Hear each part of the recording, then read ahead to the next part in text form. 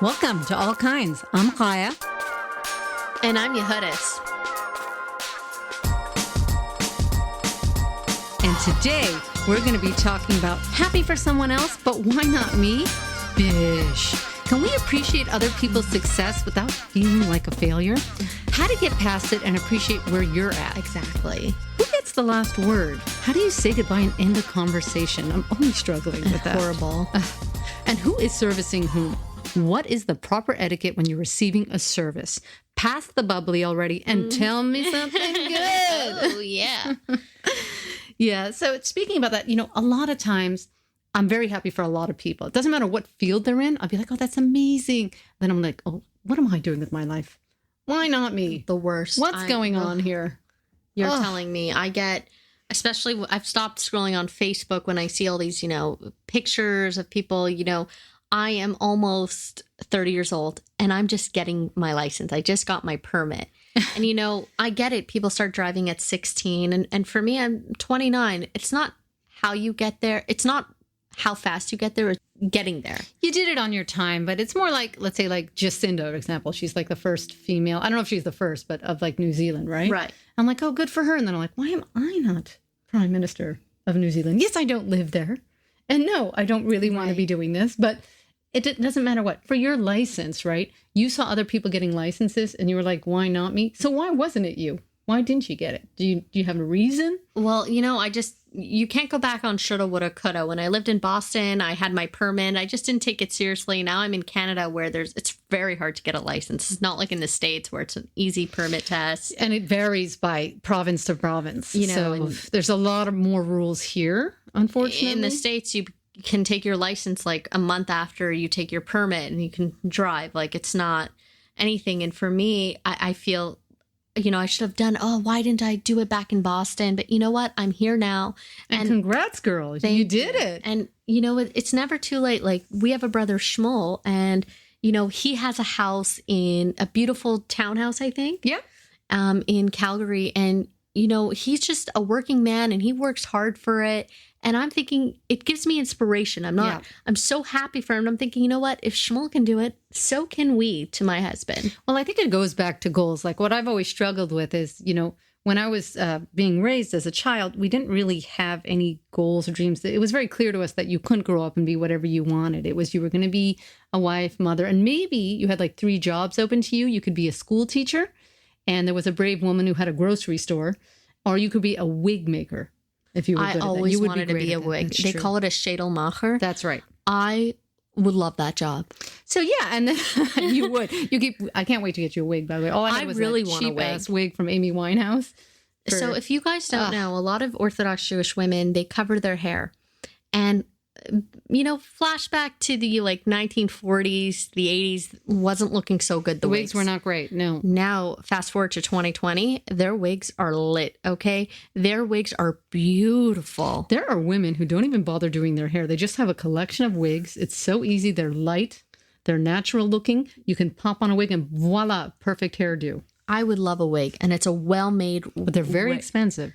But look what it gives it to you. I mean, I want a wig, and I'm thinking, you know what? Why not me? I'm not an Orthodox woman, but I love also when Orthodox women, anyone, whether you're, a Muslim or anyone, I love the modest look. I feel like that's also getting traction. That's a personal choice. Yeah. But I think they make it look so good with that and the wig. It looks good on them. Some don't. It depends. Like wigs are used a lot in the African American community. Also, drag queens use the wigs to create an illusion.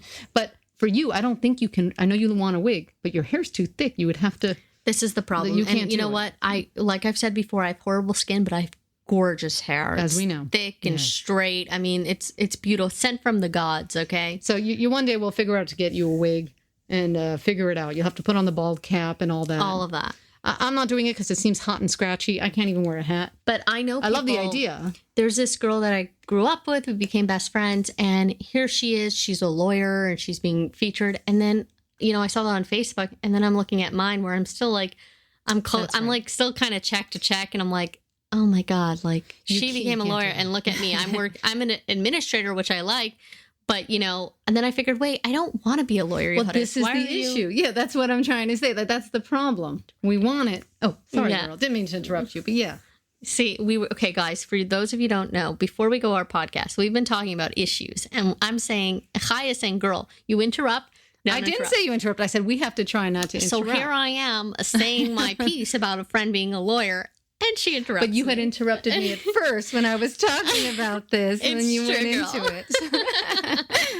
Okay, we're taking on a lighter note, back to it. But my point is, I think it's easier for people who have goals. So my point of that whole story was growing up, I didn't have that when I grew up, I want to do this, that, the other. Then I got free from that. And then everything's open to me and I couldn't settle on anything. So it's easy if you know, I want to be a lawyer. I'm going to do the 8-10 years of school.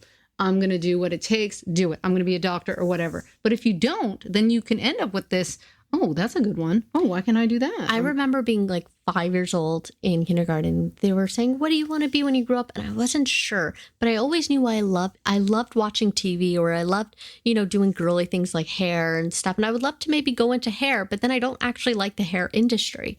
And, so my friend, well, I'm not friends with her anymore. It's just that we grew apart, no bad blood. But, she's a lawyer, and here I am. My latest accomplishment is that I'm getting better at doing my gel nails at home. You're excellent.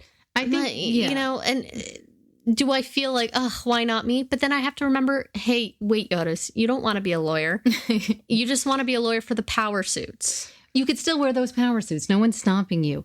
I think it comes down to being happy with what you have. I still struggle with it because, obviously I've had a lot of friends, colleagues be successful. And sometimes I'm like, oh, that's great. And then I'm like, well, I don't actually want to do that job. I'm very happy for you. That's what you wanted.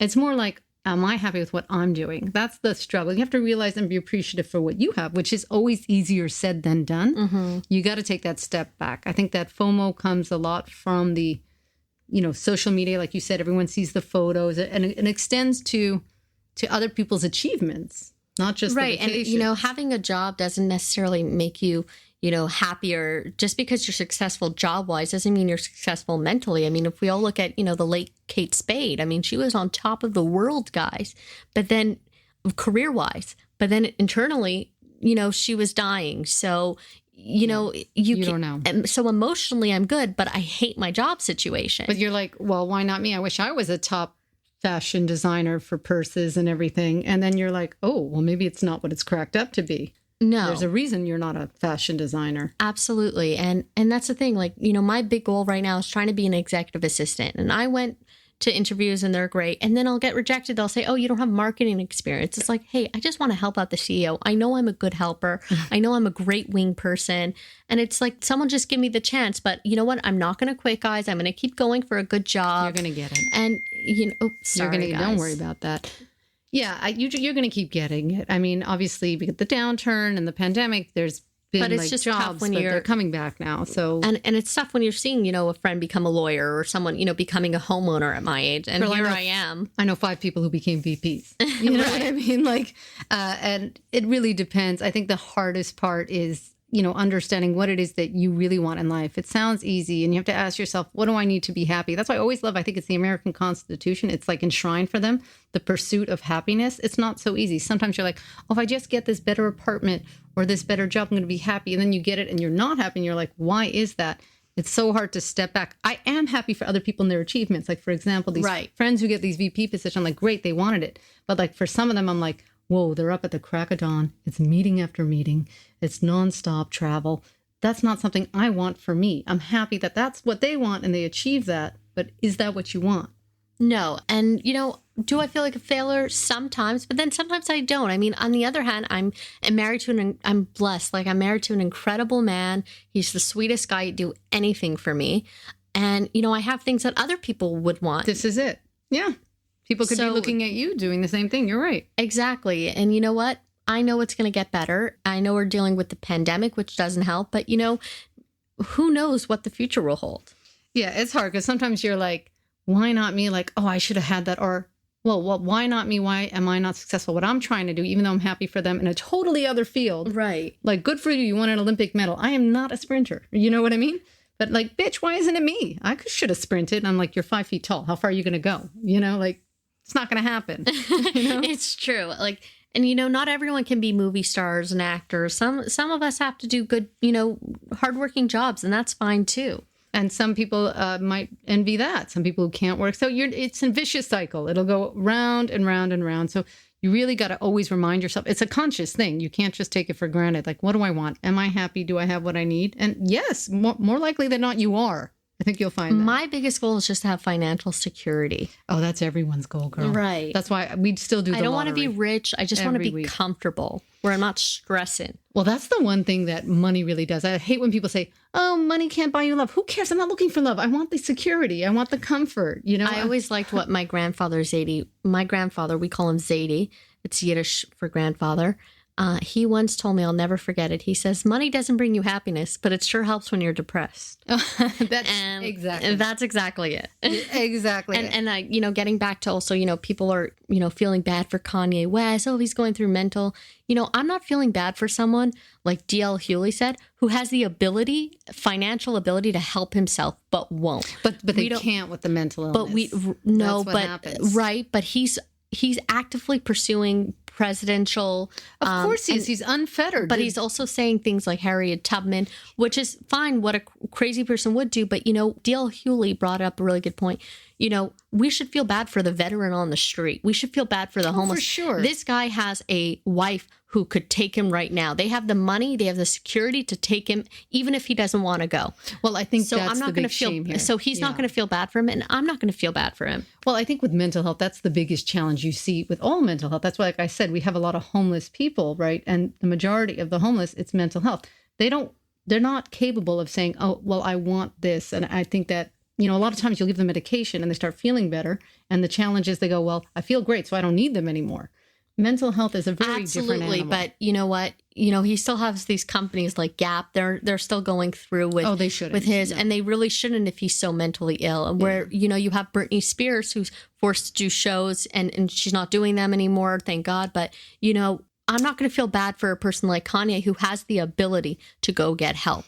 Well, I think the big shame in the whole celebrity world, and I guess in every world, is if you don't have the support around you. You see that mental health issues are hard enough as they are.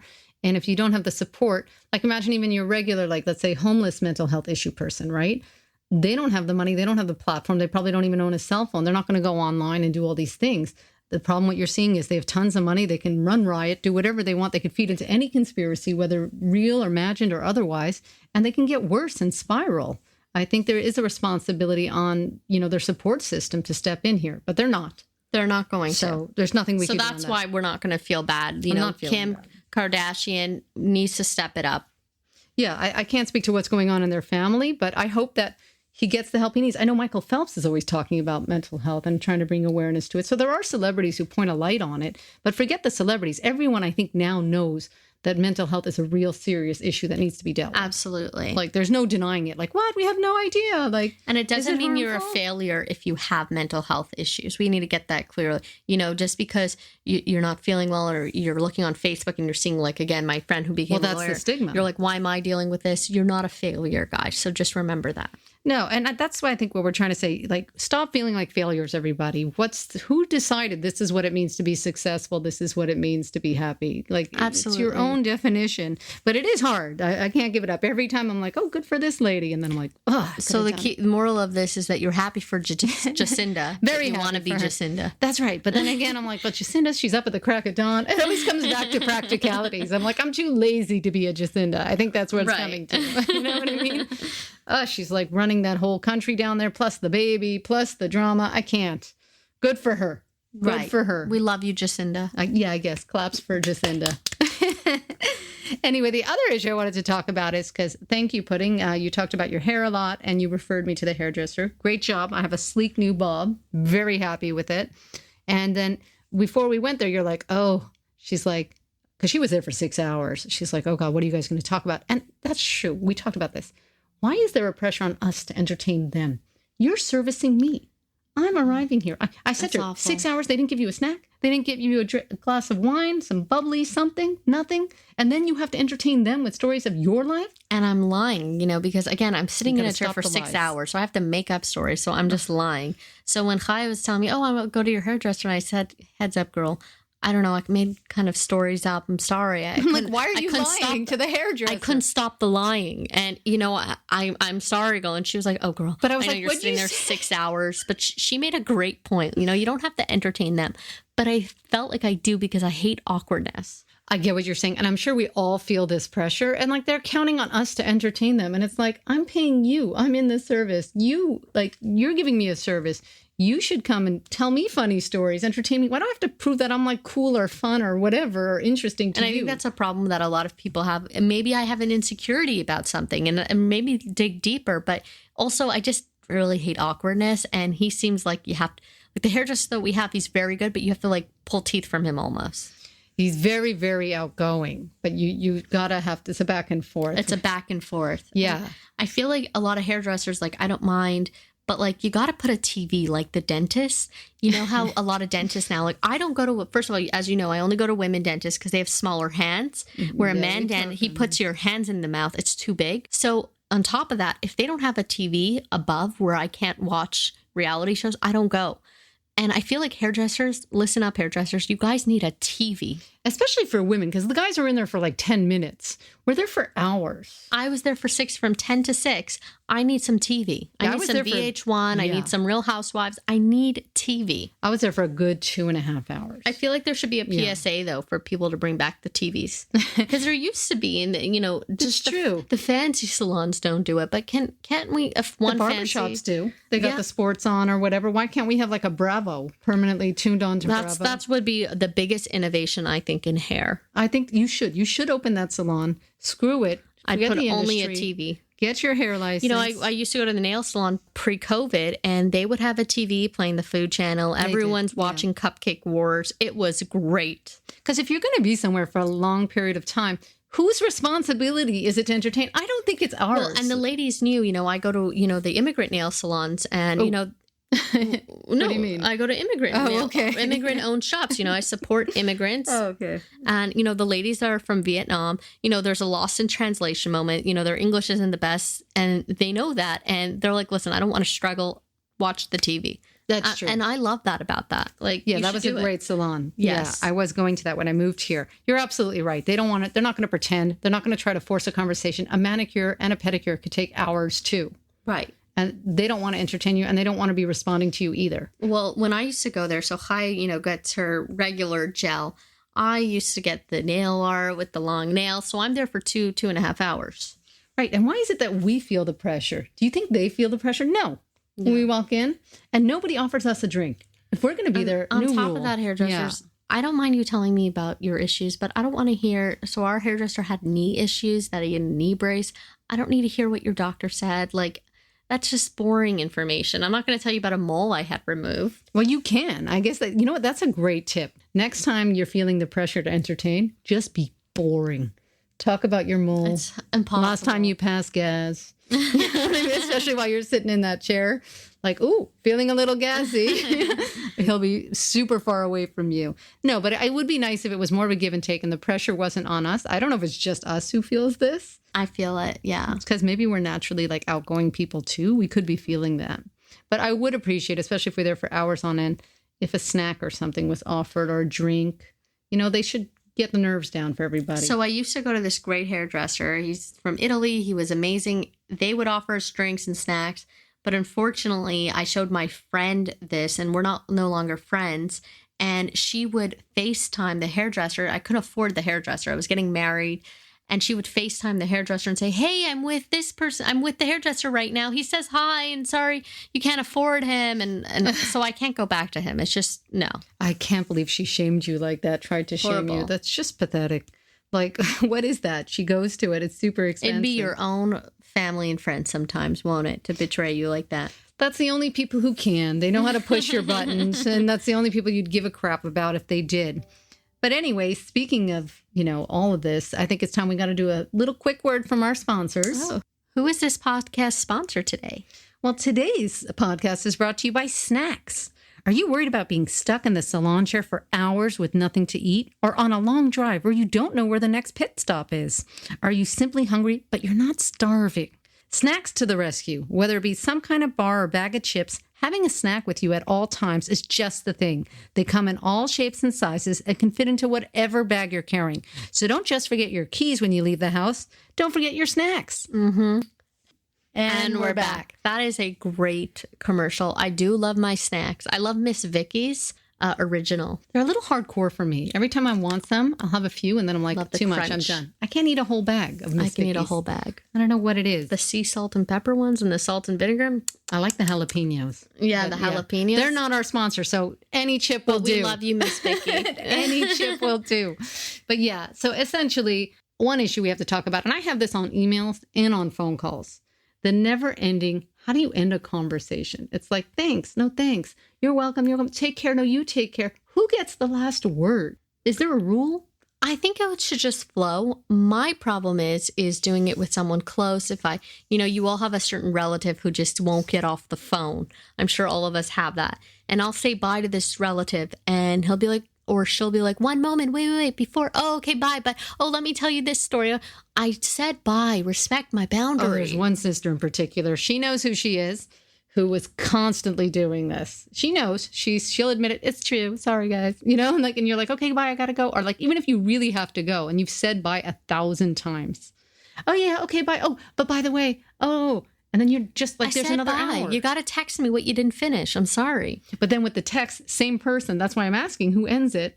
And I finally just realized, just let her have the last word. But then if I don't respond, then she keeps responding. So I'm like, well, how does this end?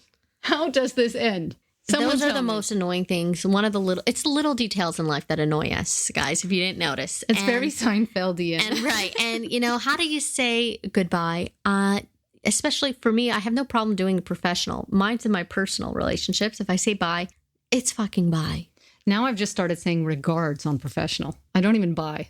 I just have regards. I like to do what Ma used to do. Okay, take care. Yeah. I like take care. I think we should bring take care back. We are using that on the phone for business, but we're not doing it in person. You're right. I'm going to start saying take care in personals, and I'll let you guys know how it's going. Okay, yeah, we'll try I'll it give you on an our update. next call. But I'm sure a lot of people are challenged with this. It's also like, this typical, every email I do for work is, I hope you're well, blah, blah, blah, blah, blah. And now regards, because he used to have thanks. I'm like, why am I thanking these people? Well, you know what I learned from TikTok, actually, is a lot of things are on TikTok. Now, I know you're being spied on by the Chinese government, but, Zuckerberg's already spying on us. And, Tim from Apple. Keep up. I'm not on the TikTok. So we're screwed either way. Anyway, I'm on TikTok, and you know how, and it's true, women, we tend to apologize at work. Oh, sorry, or apologies. And there's this woman who's like, instead of saying apologies or stuff, say, good catch, because you'll get these bitchy women or men who will email you, oh, you made a mistake. Like, I know I get that all the time. Really? And I go, oh, apologies. Now I'm going to start saying, good catch. I'll amend the error. Hold on. People are emailing you with like... Oh, yeah. The office culture is completely full of bitchy women and men. I mean... These Kens and these Karens are everywhere. Absolutely. And now I'm going to say, instead of apologize, especially in an email, say, good catch, exclamation point. I'm going to amend that. No, for work, I've always been very hyper aware to not apologize unless I'm taking accountability for a legitimate thing. But then I found that I was saying thanks as like a goodbye, or even I was just saying thanks. I say thanks. But why am I thanking them? It's just, or now I say kind regards too. I'm on the regards. I'm going to do the take care now, not just verbally. I'm going to put that in. Take care now, child. And some people, I'm always thinking to do it, but I don't do it. But a lot of people do the cheers. And I'm like, oh, I like cheers. I'm like, can I do it? I should start doing the cheers. It's a certain type of person. They get away with it. They get away with it. But you know what? Bruno does best. Oh, best. Yeah. The problem with me, when I do stand up for myself at work, I'm like bitchy. Like I don't do it professionally. Like I'm either bitchy I'm going to say that you're assertive and you're passionate.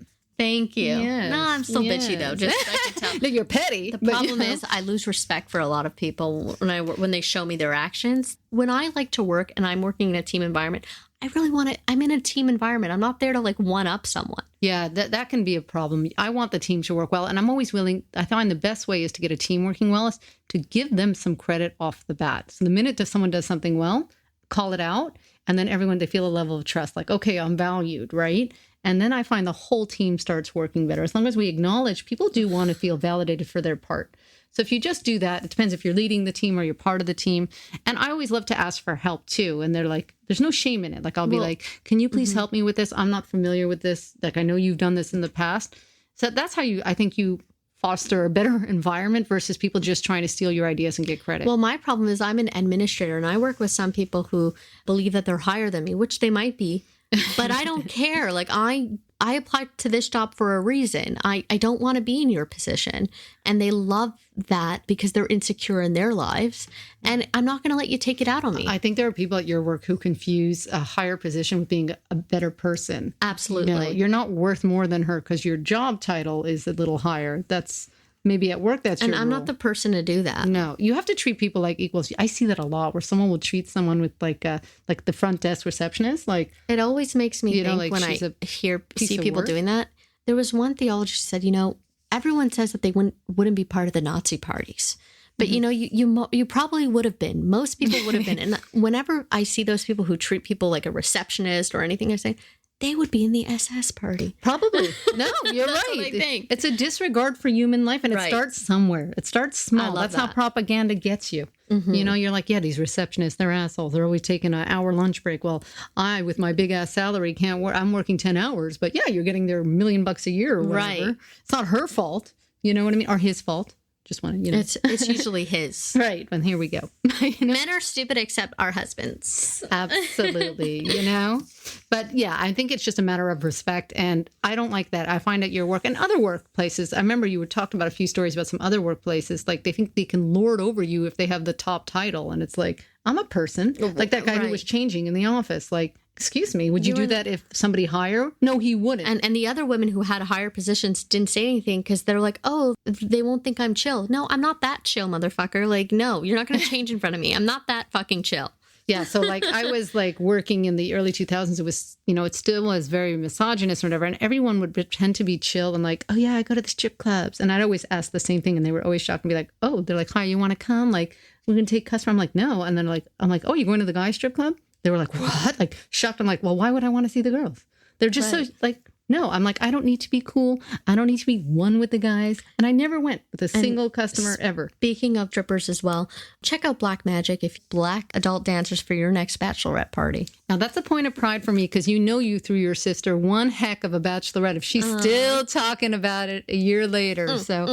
Thank you for the other sisters for helping me too. Oh, the best. Oh, yeah, that was awesome. That was really good times. And they're super famous. Well, you know, if you are in the Vegas area, check out Black Magic for a nice adult time. Anyway, if you like what you hear, don't forget to check us out weekly on iTunes or on your preferred platform. Please give us a rating and subscribe to the show. Give us the stars you think we deserve. You can check out our website on allkindspodcasts.com. You can also hit us up on Twitter at allkindsweekly or on Instagram at allkindspodcast. We look forward to hearing from you, and maybe we can discuss it on our next show.